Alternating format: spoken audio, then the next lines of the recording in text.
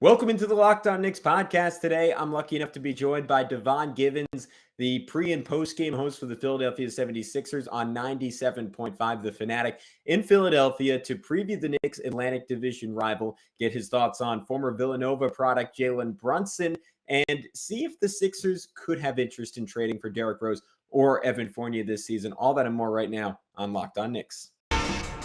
You are Locked On Knicks, your daily New York Knicks podcast, part of the Locked On Podcast Network, your team every day.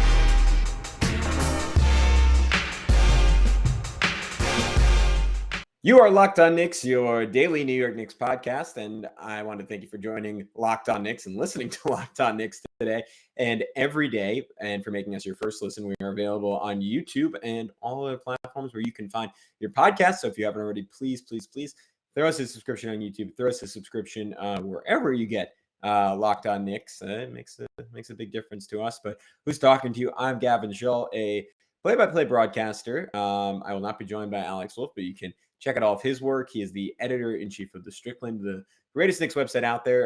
They are available on social media at thestrick.land. And as mentioned in the teaser, we are joined by Devon Givens, a man with a million jobs, does some work for Sixers.com, hosts their pre- and post-game coverage on 97.5. The Fanatic also hosts a 4-hour radio show daily in the Philadelphia area. So if you're in the Philadelphia area, you should check it out because as you can hear on this podcast, he is tremendous at what he does, has a lot of thoughts on the Sixers. And in turn, because he does such a thorough job covering the team and the league as a whole, he knows a whole lot about the Knicks as well. So we chat about Philly. We chat about the Knicks. We chat about what those matchups could be like. Without further ado, let's get into it right now on Locked On Knicks. As promised, we are joined by the host of the Locked On 76ers podcast, Devon Givens.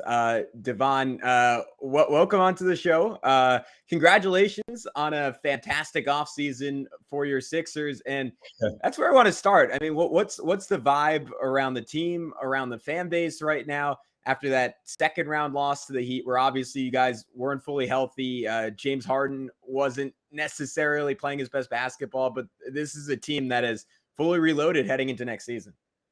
Yeah, thanks, Gavin, for having me on. I really appreciate it. The vibe here locally in the city is one of happiness as far as how they approach the offseason and what they needed to do to put this team together and have the depth that they've added on this team, make them deeper, make them tougher, which was a big concern for Sixer fans over these last couple of seasons, that they lacked that toughness. And Doc Rivers, Daryl Morey openly spoke about it. So that was something good to hear, knowing that the Sixer fans do, in fact, talk about that as these games are played. But there's cautious optimism when it comes to this team because, as you said, the offseason was fantastic as far as what they did by putting the team together. But Sixer fans and here in the media, we have been, since they've been in the playoffs the last 5 years, 2 second-round exits.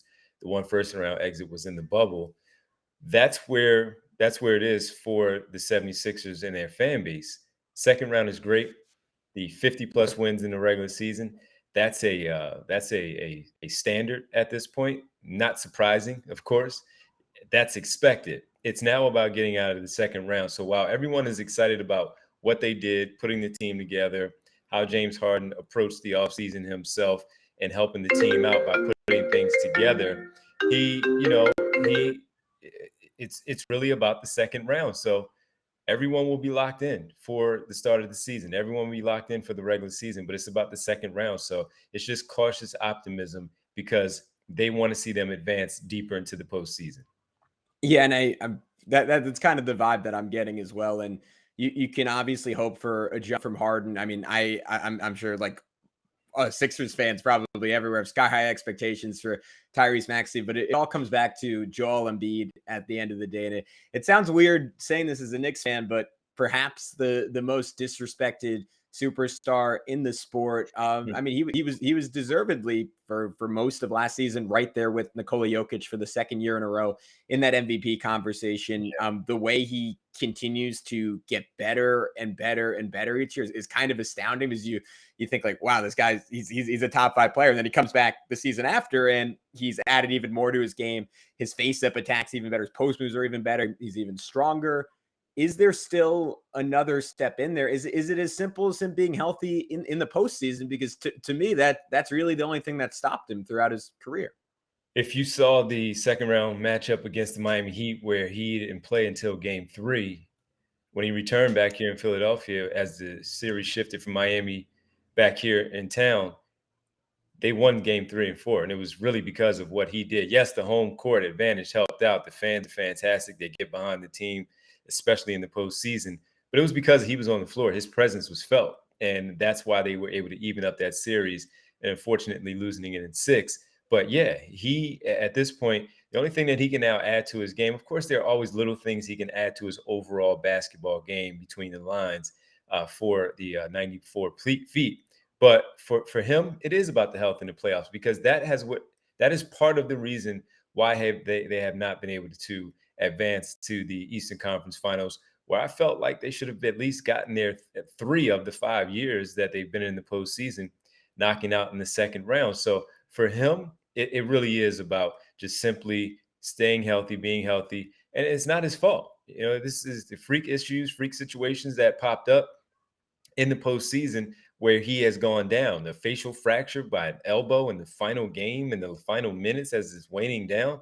I mean, who could have predicted that? The thumb issue with the torn ligament, playing through that. So both of those, and then the facial fracture going into the start of the Miami series, put them behind. And many people, myself included, had them actually beating the Miami Heat, even though they were the top seed in the Eastern Conference playoffs, because I felt like they matched up better with them versus Milwaukee or Boston, who they would have eventually seen in the Eastern Conference Finals. So health is super important when it comes to Joel Embiid and the success of this team overall. Where do you think the relationship is at between him and Ben Simmons, or not Ben Simmons, him and James Harden? I was going to say, obviously his last We don't have to co-star. worry about that anymore. Yeah. No. That would have been a year ago on this podcast. And it's kind of interesting, right? Because obviously when Harden first came in, it seemed like there was this excitement there just in that he so wasn't Simmons. I mean, you went from someone who was totally unwilling to shoot a 3 to someone who was unwilling to shoot less than 15 per 100 possessions, right? Who's not afraid to fire it up, who is, I mean, similar to Simmons, a genius level passer throughout the regular season. I'm pretty sure they finished the year as the top pick and roll combo in the NBA statistically. And then in the postseason and towards the final stretch of that regular season, the wheels started to come off a little bit with Harden in terms of his conditioning. I know he said this offseason he wasn't healthy enough to put in the work that he normally did, but he so clearly lacked that explosiveness. And it feels like Embiid is such a talent, but he needs that. I mean, like anyone in the NBA, that second guy to help get him to that conference finals, help get him to that NBA championship. Do you think he has confidence in James Harden? Does James Harden have confidence in Joel Embiid? Does he acknowledge that Embiid's the guy on this team and his role is just sort of to push him to that next level? James Harden does recognize that this is Joel Embiid's team. Now, he may go about it a little bit differently as far as being more vocal, where Joel Embiid is that quiet superstar that just goes about his business and has taken on the lead a little bit more than he has in the past of being one of the leaders and being a little more outspoken. But yeah, they get along. By all accounts, they get along very well. We see them working out in the offseason together a little bit. They talk openly about their pick and roll, which is, as you mentioned, Gavin, one of the toughest things for people to guard when it comes to those two players on the floor. And it was free flowing when James Harden first got here. He didn't know a lot of the plays. And with that, they were just playing basketball, just simple stuff. And it worked out. It was more of when things started to slow down a little bit, implementing some of the plays, and teams also getting some of the things that they were doing successfully on film to try to slow it down, where it went the other way. So they seem to get along well. They're as a tandem. They work very, very well together, and we saw the results of it with their pick and roll coverage. The fact that the double team is coming there, James Harden making plays, not only passing the basketball but finishing at the rim when Embiid is seeing at double and triple team at times. I think they'll be fine. And what is really important for me, and they've openly talked about it, Doc Rivers also, is that they do have James Harden from the start of training camp. Training camp through preseason into the regular season, it's totally different when you add a player during the trade deadline. And we've seen it happen successfully for a lot of people. And the Sixers had a little bit of success with it. But now I think when we look at this one, recognizing the extension of the point guard from the head coach, Doc Rivers, to James Harden, and the superstar that Joel Embiid is, it's so much better having James Harden from the very beginning, where they can implement things from the very start. James Harden understands everything about the offense, and they know how they want to go about things as they get underway on October 18th. All right, guys, we'll be back with Devon in just a sec. But first, if you want to throw some money down on either the Knicks or the Sixers this season, there's only one spot to do it. It's betonline.net. They are your number one source for football betting info this year. You can find all the latest player developments, team matchups, news, podcasts, and in-depth articles and analysis on every game you can find. And as always, BetOnline remains your continued source for all your sports wagering info with live betting and up-to-the-minute scores for every sport out there. And they're the fastest and easiest way to check in on all your favorite games and events, including MLB, MMA, boxing, and golf. And they have NBA futures odds. So in honor of our guest today, Devon Givens, maybe go throw some money down on the Philadelphia 76ers plus 325 to win the Atlantic Division. The Boston Celtics, the Brooklyn Nets have much more favorable odds, but given the Ime Udoka situation, given everything going on in Brooklyn, I think Philly might just be the safest bet of those three. So I might head to BetOnline and put some money down. The second I finish reading this ad, all you have to do to join me is head to betonline.net or use your mobile device to learn more. BetOnline, that's where the game starts. How do you feel about Harden on an individual level? Because it's so easy to forget. But when he came to the Brooklyn Nets a year and a half ago, he was, despite the genuinely kind of I mean, at least in basketball terms, horrific way he got out of Houston, and just how down people were on him after that. People were talking about him as an MVP candidate, and rightfully so. I think he was operating as one of the 3 to 5 best players on planet Earth, and you saw him be able to take a slight step back as a scorer and someone who, for years, the question around him was, all right, he's incredible in Houston, but if it's not a totally heliocentric offense, if he's not orchestrating everything, can he kind of slide back into a role somewhere in between what he did in Oklahoma City and what he was doing in Houston? And on the Nets, I think he answered that, and people were like, wow, this guy is sort of who we thought he was. And if he hadn't gotten hurt that postseason, who knows? Maybe we're talking about NBA champion James Harden, and maybe he's still a Net and Ben Simmons is still a Sixer, but it didn't go that way. And then he was just, he looked like someone who aged 5 years in the span of one last season. Do you buy into what he said about, I never really had a chance to adjust or get healthy? And it's been clear that he's put a whole lot of work into proving that narrative wrong this offseason. Seeing him on Monday, he looks great. He really does. I had a chance to speak with him briefly, and I just stand there and talk to him. And not that I was also sitting there just, checking out his physique to see how good.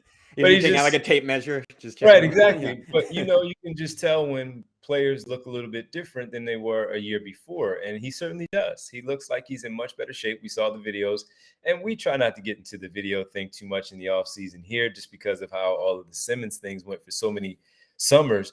But he really does look good.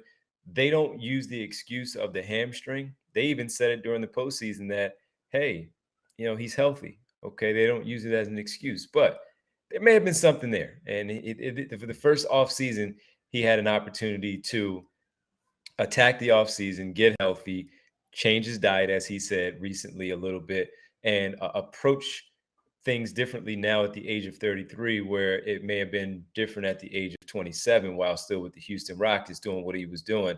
So he understands that he had to change things. And now we just have to wait and see what those results are. As far as where he is, and to your point of the Brooklyn Nets, James Harden, they still believe that he can be that type of player and adjusting his game and allowing it to be Joel Embiid's team, which we all know it is.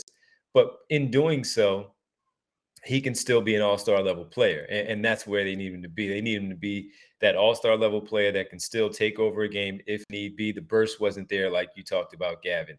The shots were flat at times. Yes, that is age. But again, when you talk about those types of moves that James Harden was so accustomed to seeing for so many years of his career, that could also mean there was a bit of a hangover there with the hamstring that prevented him from having that lift on his jump shot, from preventing him to having that lift and that burst to getting to the basket and finishing at the rim. He was getting by players last season while here with the Sixers. His issue was finishing once they closed out and could not get the shot off like we're so used to seeing him for so many years in a spectacular way. The one thing, and if anybody's listened to this that has heard me talk about this, whether it's on my radio show or on any of the platforms here on Locked On 76ers, yours, or Locked On NBA, whatever it might be, that my issue was we are so used to seeing him absorb the contact, finish second. That's how good he was. Yeah. Last season, it wasn't there. So what I thought he should have done was look to finish first. The contact is going to get there, take it, finish, and get to the free throw line after that. Worry about making it first and get that three-point play. So basically in reverse of what we were so accustomed to seeing him doing for so many years. And again, maybe that was a lift thing. I'm not trying to make an excuse for him because it was infuriating a lot of times. And you know, I had to talk about it. I do the post-game show here in Philadelphia with a flagship station for the 76ers. And yeah, I would be livid at times because I'm like, yo, what are you doing? And then you're complaining to the officials. And now they're going the other way with a numbers advantage, going on the fast break opportunity and open floor. And at times it would be a little troubling. And we saw that we had a good game from him in the second round against the Miami Heat. And then the last two, he didn't look like, I mean, he took 2 shots, I believe, in the second half of game 6. So yeah, he has to be better. And I think he recognizes it. Right now, the vibes are good. He's talking the good stuff. Doc Rivers is, so many others. And, you know, the one-on-ones that I was able to have with so many players, and the players specifically who played with James Harden in the past in Houston in the previous stop, they just talk about how special he is and how locked in he is right now. So all we can do now, Gavin, is wait and see how it eventually takes to the floor. Feels crazy to say this, but if Harden cannot regain that form, the man next to Joel Embiid who will be most responsible in shaping the Sixers' fate is Tyrese Maxey, who I mean, and Knicks fans know it because he torched us a couple of times last year. Well, one of the most scintillating young talents in the NBA. Some of the Knicks were actually targeting in that, I think it was the 2020 draft. And obviously they ended up with his teammate, Emmanuel. That's worked out pretty well, but not to the level that Maxey has in Philadelphia. Do you see a potential all-star season from him this year? Is he ready to make that kind of leap? I think he's ready to make a leap. I don't know if it's an all-star leap, only because of the fact that there are so many guards in the Eastern Conference that will, number one, you're going to have the 2 that will be selected by the fans in the voting. And then there are so many from now, adding Malcolm Brogdon to the Boston Celtics, Donovan Mitchell to the Cleveland Cavaliers, DeJounte Murray, another 2 all-stars right there, DeJounte Murray to the Atlanta Hawks, and then you have Trae Young there, Darius Garland there in Cleveland, the guards that are in Miami. So that's no knock on him. That's just him being potentially the second, third scorer on his team behind Joel Embiid and James Harden. So whatever way you want to flip that. And then the addition, once again, of all these other players that may have more volume during the first half of the season before the All-Star break, where it may go against him in terms of an All-Star nod. So, I mean, look at Tobias Harris, who I think it was the last season of Ben Simmons, where it was 2021 when they were the number 1 seed. I thought Tobias Harris was an all-star that first half of the season. Ben Simmons ultimately got the coach's vote. So you understand how it is when you have numbers, and then the next year, Tobias Harris, who is the second option behind Joel Embiid, doesn't even sniff an all-star. So Tyrese Maxey, he's ready for that moment. Again, 17, 18 points on average the season ago, thrust into that role with the Ben Simmons issue that the Sixers had. And he did really well, improved his three-point shooting from mid-30s to low 40s, 41%. And I don't know if he can keep that up, but the confidence will certainly be there. I think he'll take a numbers jump as far as his average goes from that 17, 18 into the 20s. How much of that will be all-star worthy, I can't say, because I do think that some others will have an opportunity when you look at so many guards in the East where they will probably get that nod. But as far as the Sixers go, he will, in fact, in my opinion, he works. He will take that jump. Yeah, I would say all-star berth or not, he's very high up there just in terms of fun rankings. He's one of the most. I will stick with Sixers games for way longer than they're interesting, just in the hopes Maxey does something absolutely crazy. I guess all that Else too, a lot. yeah. Yeah, some Yeah, of the one-legged three hit yeah, he's nuts. But yeah. I guess given all that, given the offseason additions, PJ Tucker, DeAnthony Melton, I thought one of the best moves. He was the guy that That was Philly's my been favorite one. yeah, they've been missing someone like that, right? For this whole Embiid run off, like either it's a pure shooter off the bench or it's someone who's like a little bit better at getting towards the rim, a little bit better defensively, but they haven't been able to find the guy who has all those attributes. And to me, Melton is that Swiss Army knife that you need. I kind of think just because they were maybe the deepest team in the NBA, he was a little bit underutilized in Memphis. But you watch that postseason, him like some of the work he did against the Timberwolves. Like he's someone who could come in and it wouldn't shock me if he's clear and away the fourth most important Sixer next year. So when the deal went down, people know who DeAnthony Melton is. Went down on draft night, trading the pick that the Sixers had in the 20s along with Danny Green to acquire DeAnthony Melton. And a lot of people were like, okay, cool, this is good. But, and I'm like, guys, this, first of all, it's only the first move. And when you look at his improvement from his Phoenix Suns days to start off his career to Memphis, where he really had to, carve out a niche there and really play well. So not only is he, as we know, with him defensively, as a guy we know that as a really good defensive player out there and can play both positions, he's also someone who improved his offensive game. And what they want around here is players who can knock down shots when those double teams occur for Joel Embiid and when all the attention shifts to James Harden. And now even Tyrese Maxey, to your point, Tobias Harris also, for players that can knock down shots. And he has improved his game so much over these few years, where he is now a piece that I believe that will be an integral part of what he can do. I think he's going to be their sixth man because of his versatility at the guard position.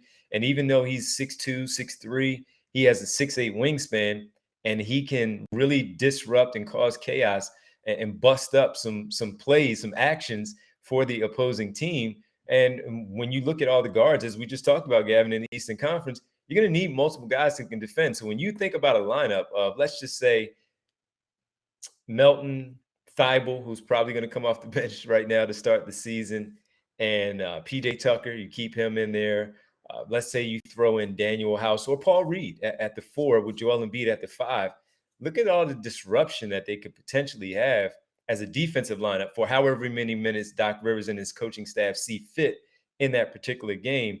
DeAnthony Melton was my favorite pickup. And when I talked to him the other day, Gavin, he just simply talked about, yes, it was disappointing, of course, the range of emotions leaving Memphis, but he was really excited looking at what the 76ers had, knowing coming in and playing. And he and I reflected back to a game where their only visit to Philadelphia, where Ja Morant went off in the second half, Tyrese Maxey was matching him, Gavin, point for point. And a lot of his assignment was Tyrese Maxey. And he's just excited to be here and knowing that he can be on the floor with Maxey if need be, with Harden if need be. Same with him running the point, because that has been some of the question, who's going to be the backup point guard? Well, he started a lot of games with Ja Morant out, and Taylor Jenkins decided to go with either Tyus Jones or DeAnthony Melton. Melton started a lot, and they were still winning. So I really like that move. I really do. And I think the team itself and Doc Rivers really loves that move also. Yeah, I'm surprised they got him for the price they did, because I think every contender in the league could use a guy like DeAnthony Melton. Let's shift gears a little bit though, because I know in terms of the race for the 1 seed in the East, the New York Knicks not really a threat to the Philadelphia 76ers, but the Knicks are a team. They obviously play 4 times a year, and potentially if Philly has the kind of season they want to, that could be a first round matchup in the playoffs. So just look, Knicks fans in the building and when they come here, man. Yeah. Too many fans. I know. It's a little more affordable than skin the MSG. I'll go to Philly to go to a Knicks game sometimes. It's right. It's a lot more fun. Great place to play too. All that being said, what were your thoughts kind of looking from afar, saying, all right, what are we going to get from the Knicks, a team that at least in the regular season gave us a little bit of trouble in some of those games a season ago? So big Jalen Brunson fan, seeing him throughout his entire collegiate career, all 3 years at Villanova, and the player that he was starting as a true freshman on that championship team in 2016, all the way through 2018, where he was the National Player of the Year. And just how good he was following his career, wanting the Sixers because I think they had 2 picks in the first round that year. 2018, where they had 2 selections in the first round. Landry Shamet was the second one, Mikal Bridges to be in the first. And then they had some second round picks, but Dallas snatched them up early on in the second round. And locally, a lot of people were disappointed because they kept passing on Villanova products who just continue to go into the league and showcase their talents and become staples, from all the way back to Josh Hart to everyone else thereafter, where you keep passing on these players and seeing his development. And we, at least here locally, believing that he can last in this league, and seeing what he did with Dallas and now going to New York. Thrilled for him because of the contract, getting that long-term deal, being a featured player on that team in the division. And sure, we'll get to see him a few times a year, but it didn't really do much as far as tipping the scale here, where, as you pointed out, not really worried about what the Knicks are going to do as far as really challenging at the top of the Eastern Conference. What is going to happen with Julius Randle, RJ Barrett, who gets the ball? I mean, they're just watching from afar, Gavin, and you can tell me much better, and so can the Knicks fans if they comment on this conversation that we're having. Just seemed like a lot of frustration out on the floor of not knowing what to do or who's getting the ball. That player's getting too many touches. Why is the ball not coming back my way? And that's just a recipe for disaster if you're not all on the same page, buying in and sacrificing for your team. And right now, the way that they're currently constructed, while I think Jalen will make a big difference on that basketball team, I just still don't see them right now as a team that is going to, yes, they were scared teams because they're going to play tough Tom Thibodeau squad, and they have scorers in those 3 players that I just mentioned, but not enough, in my opinion, to crack that top 6, honestly, when you look at how deep the Eastern Conference is. Yeah, I'm definitely on the same page with you in that respect. There's this great stat. Nekias Duncan had it on the dunker spot yesterday. RJ Barrett and Julius Randle were the Knicks' 18th most used pick and roll combination last year. And to me, that cuts to the heart of the issue, is that there's very little synergy between the two. And it's a lot of, again, you'll be familiar from watching Ben Simmons, Joel Embiid for years. There's a lot of your turn, my turn. Let's separate these guys. Let's figure out ways they can kind of thrive. But through except Simmons was unselfish, where he wanted to pass the basketball. Right. They just didn't work the pick and roll well together. Yeah, and I think RJ has that, and Julius is unselfish in a very specific way, in that if he's allowed to feel the basketball, back down, draw a double team, a lot of times he'll throw a smart pass, but it's very plotting and it's very methodical. And I think RJ, and I honestly, most people watching the team would prefer for them to be a little bit more quick hitting and have faster actions and have a little bit more flow to their offense, which I don't believe is a strength of Tom Thibodeau. But in his defense, this roster doesn't really lend itself to that kind of flow. Having the best point guard they've had maybe in the last 20 seasons, Stephon Marbury aside, possibly, and Jalen Brunson could ease that a little bit, but I think they'll ultimately have to get off Julius Randle. And that's where most Knicks fans, the conclusion they've come to is a lot of the veterans on this team, they're going to have to get off of it. Now, I don't, and correct me if I'm wrong on this, I don't think Philly would have a lot of interest in Randle, first because of the cap implications. There'd have to be, I think Tobias Harris would have to be dealt off in that trade, and he's a much better fit than Randle next to Embiid because of his shooting ability. That being said, I think Evan Fournier and Derrick Rose both can make a lot of sense on Philly. You say there's an opening there for a backup point guard. Rose was the Knicks' best player 2 years ago. And that sounds weird to say in a season where Julius Randle made second team All-NBA, but the on-off statistics paint a picture of a guy who just completely changed the trajectory of the Knicks season once he joined the roster. And there's some question marks to who he is at this point after essentially missing all of last year. Injury issues that even put Joel Embiid to shame the last decade plus for him, unfortunately. But if he's anywhere close to that guy he was during that 2021 season, I think he's someone who can make a big difference on a contender. And then Evan Fournier, I think, also gets a little bit of a bad rep around the league. He was a top 10 shooter in basketball last year. I don't think there's any question about that. Over 40% from three on 9.5 attempts per game for 36 minutes, could provide a little bit of what JJ Redick gave Philadelphia, but with even more work off the dribble. So I'm giving you the hard sell, Devon, but do either of those two guys interest you as someone who covers the Sixers team? There's interest in both because of their skill set, where Evan Fournier, his shooting would be welcome here in town because of, again, so much attention that will go around with everyone else. He wouldn't be a starter though in this particular case because of Harris. Yes, someone's going to have to go, probably like Harris in this case. But so maybe that would shift Fournier to a starting role. But the shooting would be welcome. The playmaking and getting that shot, sure. The contract, not so much. I don't think because his name during the trade deadline before he was sent out to Boston, that was a name that was discussed a lot here in Philadelphia about adding to that team at that time a couple of seasons ago. So yes, understanding that, but don't see that as a connection right now. Derrick Rose, sure, because of the fact that he can come off the bench. And the one thing, if you say outside of the backup point guard role, where I think Melton can handle those duties, and I do think Tyrese Maxey will also handle a lot of the backcourt ball handling when Harden is not in the game, because they will make sure that they have, those guys will be on and off the floor at the same time, at different times, and stagger those minutes between Harden and Maxey. Rose is scoring off the bench. If we said, Derrick Rose, just please go get us a bucket, that's one thing that the Sixers, I think, lack at this stage of the start of the season. That could be corrected later on. Maybe it's Rose, maybe it's Jordan Clarkson, who has been talked about a lot with the teardown of the Utah Jazz. That is something that we'll certainly keep our eye on, because Derrick Rose's offensive production off the bench would be something that they could absolutely use with so many defensive players, so many players that are specialists at what they do for their careers. I think that Rose, both of them, could help in a way. It's just a matter of how it would get done, and if the Knicks would be willing to deal in division too, and strengthening the 76ers.